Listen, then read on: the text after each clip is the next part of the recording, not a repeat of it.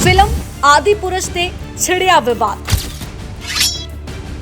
अदाकार मुकेश खन्ना ने चुके सवाल। रावण का किरदार निभाने वाले सैफ अली खान ते फुटिया गुस्सा। रामायण का बनाया मजाक, गुस्से च नजर आए मुकेश खन्ना।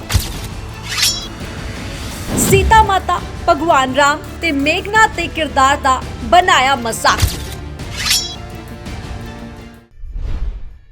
फिल्म आदिपुरुष ਨੂੰ ਲੈ ਕੇ ਵਿਵਾਦ ਇਸ ਦੇ ਰਿਲੀਜ਼ ਦੇ ਨਾਲ ਹੀ ਸ਼ੁਰੂ ਹੋ ਗਿਆ ਸੀ, ਜੋ ਹੁਣ ਫਿਲਮ ਰਿਲੀਜ਼ ਦੇ 5 ਦਿਨ ਬਾਅਦ ਵੀ ਖਤਮ ਹੋਣ ਦਾ ਨਾਮ ਨਹੀਂ ਲੈ ਰਿਹਾ।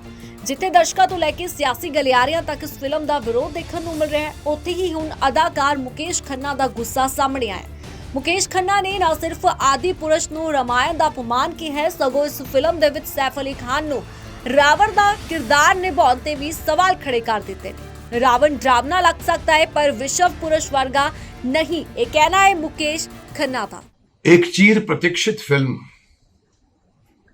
जिसका आई थिंक पूरा देश इंतजार कर रहा था पिछले 6 महीनों से शायद, जिसका पहला टीजर जब डाला गया था तो पूरा देश खड़ा हो गया था। जी हां, मैं बात कर रहा हूं आदिपुरुष की। ये आदिपुरुष पहला टीजर, उसके बाद में दूसरा, तीसरा, फिर फाइनल करके अब जाकर रिलीज पर भी आ गया है। पिछली बार जब हंगामा मचा था उनके टीजर को देखकर, जिसमें इन्होंने सबके ड्रेसेस चेंज कर दिए थे, रावण को मोहम्मद खिलजी बना दिया था और चमड़े के पट्टे दिए गए थे। दुनिया ने ऑब्जेक्शन दिया, मैंने भी ऑब्जेक्शन दिया। मैंने कहा ये क्या हो रहा है, क्या मजाक कर रहे हैं। मेहनत करके मैंने सुना उन्होंने 6 महीनों में बहुत कुछ पैसे, करोड़ों खर्च करके कोशिश की है चेंज करने की। तो दूसरी बार जब नया टीजर आया तो लोगों ने रिएक्ट नहीं किया। कहते हैं कि किसी को, सबको मना कर दिया गया था। मुझे लगता है किसी ने रिएक्ट नहीं किया, क्योंकि उसमें भी चीजें दिख रही थी जो जो जो ऑब्जेक्शनेबल थी। मुझे भी उस वक्त लगा कि चलो ठीक है, अभी ये फिल्म लेकर आ ही रहे हैं तो असली तो जो होता है वो करता धरता तो होता है, वो पब्लिक होती है। तो पब्लिक डिसाइड करेगी फिल्म रिलीज की। और अभी कल परसों आई थिंक रिलीज हुई है फिल्म। और मैं यूजुअली तो मैं फिल्मों पर ज़्यादा समीक्षा या फिर मैं कुछ अपनी लिखता पढ़ता या उससे शेयर नहीं करता, परंतु ये हमारी आस्था से जुड़ी हुई फिल्म है। अतः मुझे लगा कि मैं अपनी राय, मेरी राय देना अवश्यंभावी हो जाता है। अगर आप मुझसे पूछोगे, मैंने लोगों के रिएक्शंस पढ़े हैं, बाहर निकलने वाले लोगों के रिएक्शंस पढ़े हैं। एक आदमी तो एक बच्चा, मतलब आज की यूथ है जिनको शायद खुद भी नहीं पता कि रामायण क्या होती है, उनके लिए एक कहानी है। एक यूथ के मुंह से निकला, मजा आया, कॉमेडी था, अच्छा कॉमेडी था। रामायण और कॉमेडी, मेरा माथा ठनका वहां पर। कोई बोल रहा था कि कार्टून फिल्म लगी हमको, कोई फिल्म ने कहा कि बहुत ड्रामे हैं इसके अंदर, अच्छा लगा, कोई बोला अच्छा नहीं लगा। और फिर मैंने जब सोचा कि मुझे इस पे बोलना पड़ेगा, और जब मैंने स्टडी की तो मुझे मालूम पड़ा कि इससे बड़ा भयानक तमाशा नहीं हो सकता आदिपुरुष से ज्यादा। इससे बड़ा अपमान हमारे हमारे हमारे एपिक रामायण का नहीं हो सकता। फिल्म देखकर यह समझ में आता है मुझे भी, और सबको शायद आएगा कि नहीं, पता नहीं, कि निर्देशक ओम राउत को रामायण का रत्ती भर भी ज्ञान नहीं लगता मुझे। और फिर वो जो बड़े लेखक हैं, जो शिरोमणि बुद्धिजीवी मनोज मुंतशिर शुक्ला ने तो अपनी लेखनी से इस रामायण को हमारी कलयुगी बना दिया है, त्रेता युग से कलयुगी बना दिया है। अपनी लेखन में बेसिर पैर के डायलॉग, सुला देने वाला स्क्रीन प्ले, और ऐसी प्रस्तुति के आदमी नींद करने जाए तो नींद की गोली भी शर्मा जाए। जी हाँ, मैं बोल रहा हूं, मुझे पता है कई लोगों को बुरा भी लगेगा, लेकिन मैं ऐसी बातों पे हमेशा खड़ा हो जाता हूं जब कोई हमारे देश की धर्म आस्था से खिलवाड़ करने की कोशिश करता है मॉडर्निटी के नाम से। साहब, इतनी छोटी सी बात बताता हूं कि जो बच्चा शायद जानता है, क्योंकि रामलीला तो पढ़ी जाती है घर में, रामायण का पाठ होता है और रामलीला हर साल होती है, गली मोहल्लों में होती है।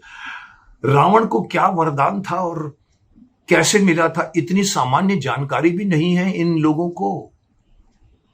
इनकी रचना अगर मुझसे पूछा जाए तो अब तक के अस्तित्व में रहे सभी रामायणी पुस्तकों से कोसों दूर है। रामानंद सागर जी वाली रामायण का तो 100वां हिस्सा भी नहीं है ये आदि पुरुष। आदि पुरुष के निर्माण में इतने घटिया स्तर के संवाद लिखने और हनुमान जी के किरदार को बेतुका स्वरूप में दिखलाने के लिए इतिहास उन्हें कभी माफ नहीं करेगा। दोस्तों, ये फिल्म जिसे देखकर लोगों ने अपने अपने अलग अलग तरीके से रिएक्ट किया है, अभी तक पूरा रिएक्शन नहीं आया क्योंकि अभी तो वीकेंड है, टिकटें बुक हो जाती हैं एडवांस में। तो अभी तो लगता है लोगों को कि अभी तक इतने लाख, इतने करोड़ का बुकिंग हो चुकी है। पर मैं आपको बता दूं कि फिल्म देखकर ऐसे लगता है जैसे ये राउत साहब को हॉलीवुडिया मेकिंग, इससे ये बहुत प्रभावित है। और वही देखकर इन्होंने रामायण में अपनी उल जुलूल खुराफात भर दी है। अरे भैया, अगर आपको सिनेमाई लिबर्टी लेनी ही थी तो कोई फिक्शन फिल्म बना लेते ना। मर्यादा पुरुषोत्तम श्री राम जी के इमेज के साथ खिलवाड़ की गई है, जिस तरह से उनको कपड़े दिए गए हैं, जिस तरह से, खैर वो तो उनका खुद का परफॉर्मेंस है, मैं कुछ नहीं कह सकता, लेकिन साहब ये छवि के साथ खिलवाड़ किए गए हैं। तभी मैं कहता हूं कि ये जो आदि पुरुष है, ये एक बहुत ही भयानक मजाक है रामायण के साथ। यही नहीं रुकती बात साहब, लेखकों ने सीता जी, राम जी, हनुमान जी, लक्ष्मण, मेघनाथ आदि किरदारों का भी मजाक बनाने में कोई कसर नहीं छोड़ा है। मेघनाथ, उसके जैसे तपस्वी योद्धा कम दिखता है। वो मेघनाथ तपस्वी योद्धा WWF के घटिया रेसलर ज्यादा लगते हैं। पूरे शरीर पर टैटू ही टैटू, और ऊपर से चिंदी डायलॉग, चिंदी स्टाइल के डायलॉग बाजी मारी उन्होंने। बेटा जली, तेरी ये शब्द, बेटा जली तेरी, ऐसे शब्द रामायण जैसे मेकिंग में कहां फिट होते हैं। कोई टपोरी कैरेक्टर था क्या मेघनाथ? सब जानते हैं कि लक्ष्मण को कौन सी शक्ति लगी थी और कैसे मूर्छित हुए थे, लेकिन यहां पर तो उनको शक्ति लगनी थी तो नागपाश में ही से ही उनको नागपाश को ही इन्होंने यूज किया और मूर्छित करके काम चला लिया। अब रावण की बात करें तो रावण डरावना होगा शायद, मुझे तो नहीं लगता, क्योंकि पंडित था। पर मान के चलोगे अगर वो डरावना दिखाना है तो डरावना दिखाइए ना, लेकिन ऐसा लगता है कि चंद्रकांता का शिवदत्त जैसा विष पुरुष बनकर आ गया है।